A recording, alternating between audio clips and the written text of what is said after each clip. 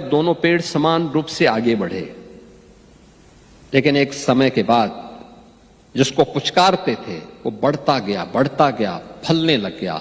लेकिन जिसको कोसते थे वो एक समय के बाद बड़ा तो हुआ, कुछ देर तक बड़ा होता गया, लेकिन फिर सोखते सोखते एक ठूंठ बन गया। अंत में उसकी लीला समाप्त हो गई। और यही अगर एक पेड़ के साथ हो सकता है तो जीव और उसमें भी मनुष्य के साथ जब भेदभाव होगा तो उसकी स्थिति भी यही होती है।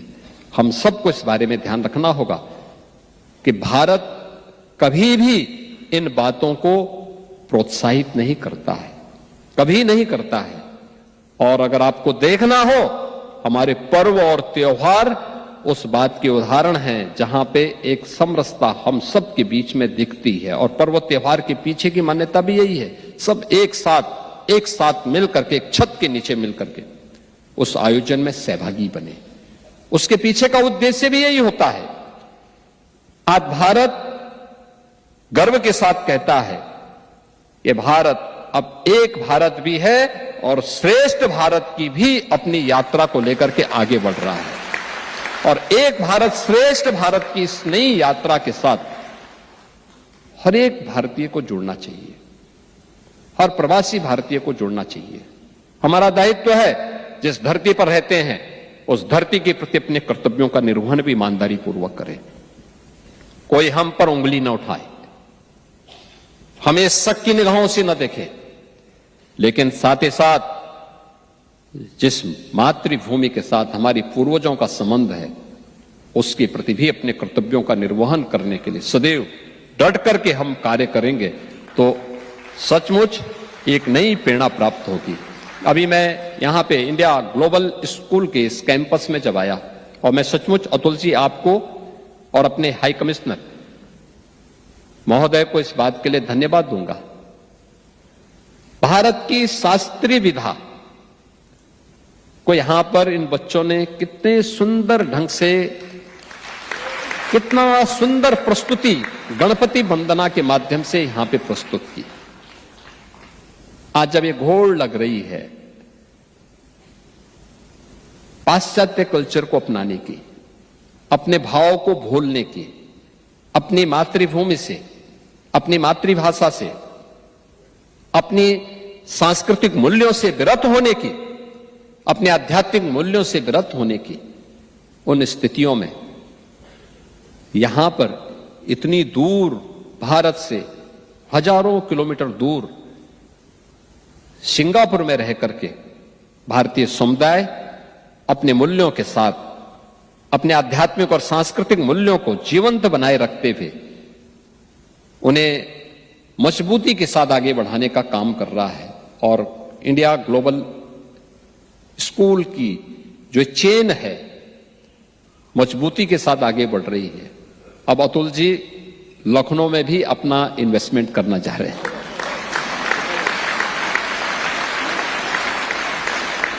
उन्होंने कहा स्कूल ही नहीं खोलेंगे, स्कूल के साथ स्किलिंग को भी लेकर के आएंगे।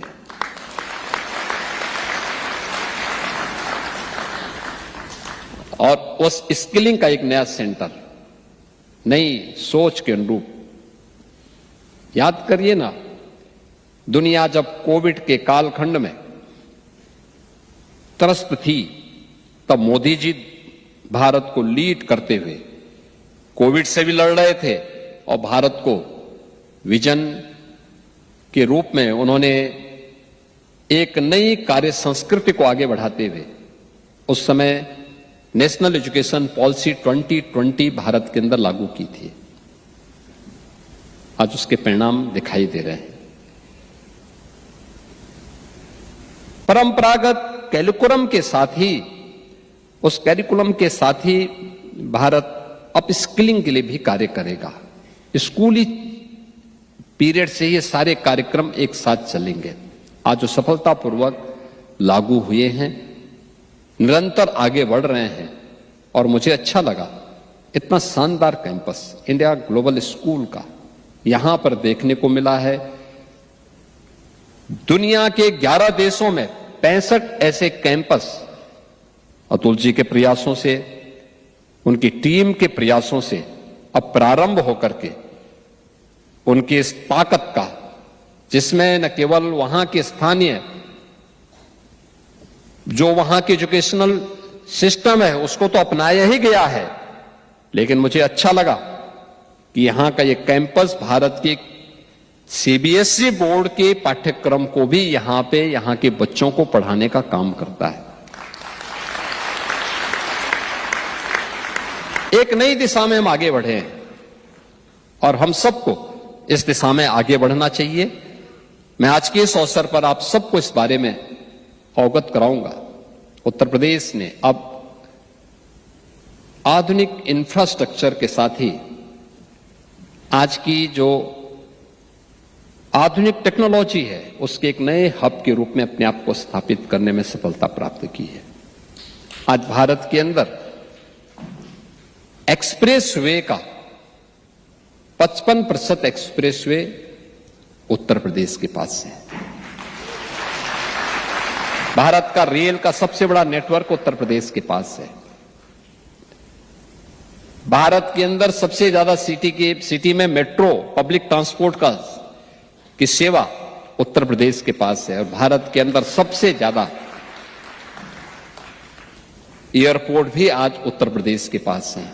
और अभी अगले ही महीने प्रधानमंत्री मोदी जी के कर कमलों से उत्तर प्रदेश का नोएडा इंटरनेशनल एयरपोर्ट जेवर, ये जो भारत का सबसे बड़ा एयरपोर्ट बनने जा रहा है, उसका उद्घाटन भी प्रधानमंत्री मोदी जी के कर कमलों से होने जा रहा है।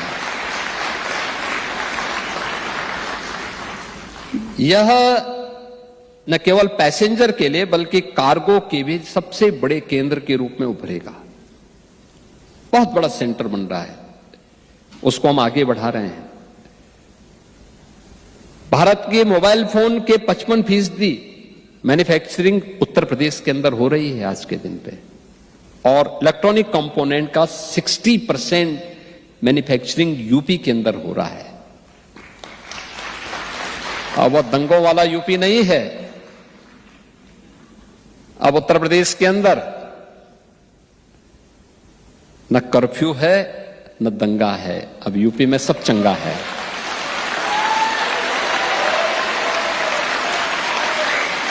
हर व्यक्ति अब यूपी के अंदर शांतपूर्ण तरीके से विकास में सहभागी बन रहा है। और महाकुंभ की सफलता के बाद आपने देखा होगा, गत वर्ष उत्तर प्रदेश में 156 करोड़ पर्यटक आए हैं। प्रयागराज में, काशी में, अयोध्या में, मथुरा वृंदावन में और अन्य प्रमुख धामों में 156 करोड़। आप देखो ना, दुनिया के अंदर 156 करोड़ की आबादी तो किसी की नहीं, किसी देश की नहीं है, अकेले किसी देश की नहीं है। लेकिन भारत के अंदर इतने पर्यटक आ गए और इस संख्या लगातार बढ़ती जा रही है। अयोध्या अब आएंगे ना, तो अयोध्या आकर के जो लोग 5 वर्ष पहले भी आया होगा, आज अयोध्या को पहचान नहीं पाएगा। आज आएगा तो उसको लगेगा कि ये त्रेता युग की भगवान राम के समय की अयोध्या आ गई है।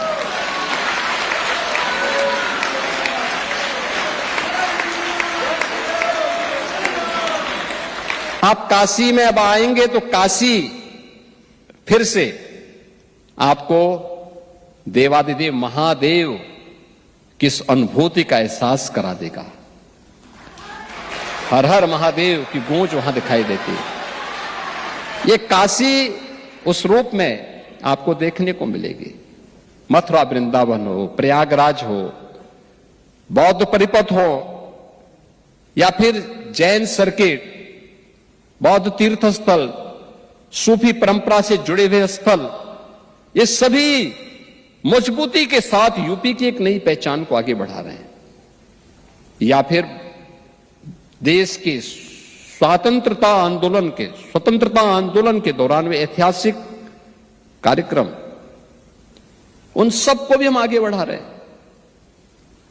इतना इन्वेस्टमेंट यूपी के अंदर वर्तमान में, हम फिल्म सिटी भी बना रहे हैं, मेडिकल डिवाइस पार्क बना रहे हैं, फार्मा पार्क बना रहे हैं, अपैरल पार्क बना रहे हैं। अभी 3 दिन पहले आपने देखा होगा सेमीकंडक्टर की यूनिट ये यूपी के अंदर स्थापित हो रही है।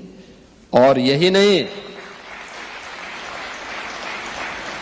कल आपने देखा होगा भारत की पहली रैपिड रेल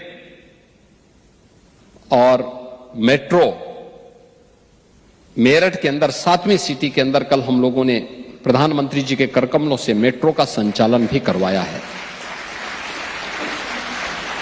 भारत के अंदर डिफेंस मैन्युफैक्चरिंग कॉरिडोर भी यूपी के अंदर स्थापित हुआ है।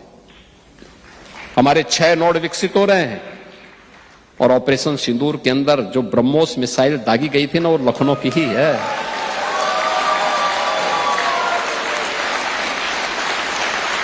कैसे सटीक निशाना था उसका,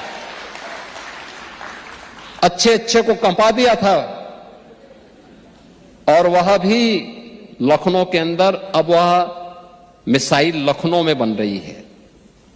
भारत डायनेमिक्स का सेंटर यह भी उत्तर प्रदेश के अंदर, और भी ढेर सारा इन्वेस्टमेंट हर एक सेक्टर में वहां से देखने को मिल रहा है। मैं आप सबको आमंत्रित करूंगा उत्तर प्रदेश में इन्वेस्टमेंट के लिए, उत्तर प्रदेश में पर्यटन के लिए, उत्तर प्रदेश के अंदर किसी भी अन्य सेक्टर के प्रति, जिस भी फील्ड में, चाहे वह सर्विस सेक्टर हो या फिर किसी भी अन्य इन्वेस्टमेंट की दिशा से किसी भी अभियान के साथ आप जुड़ना चाहेंगे। 34 से अधिक सेक्टोरल पॉलिसीज यूपी ने वर्तमान में हमारी कार्यरत हैं। 75,000 एकड़ का लैंड बैंक यूपी के पास है। बड़े हम लोगों के पास क्लस्टर लैंड के अलग अलग स्थलों पर हम लोगों ने तैयार करके रखे हुए हैं और वहां पर विद्युत की अनवरत सप्लाई करने के साथ ही सुरक्षा